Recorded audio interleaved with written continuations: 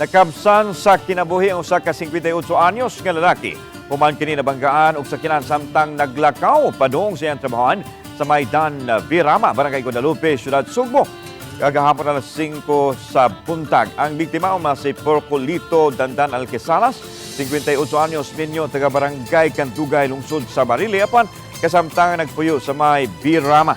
Samtang ang driver sa kinan nga sa SUV mao ang 32 anyos nga lalaki nga si alias John, residente sa Barangay Lahong, Siyudad sa Sugbo.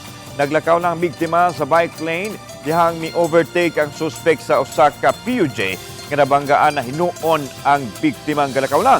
Wa mo hunong ang driver sa SUV apan gigukod kini sa nagpakabana nga driver sa ride-hailing app ug naapsan gyud. Gingon sa suspect nga wa siya makakita sa biktima, maong wa siya mohunong. Gikustodiyan ni karon sa Traffic Enforcement Unit ang driver sa SUV. Samtang kinakdang pasidunggan sa TEU ang ride-hailing app driver sa pagpakabana nga gihimo sa paggukod sa suspect. Wala din niya hunungi, ma'am. Nasakto po na nara ko diri sa kilid.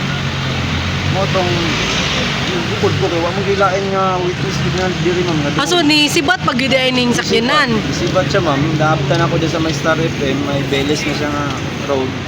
So, ninaog po siya, ma'am. Kalma man po nag-istorya sa kuha ang nakabangga. Yun lang ginato atong mga motorista na ato gitagaan ang priority ang atong pedestrian, labi na ang mga kalsada na na-crossing, tagaan ginato priority kay actually na mga natala na sa within this month na mga pedestrian ang na-involved.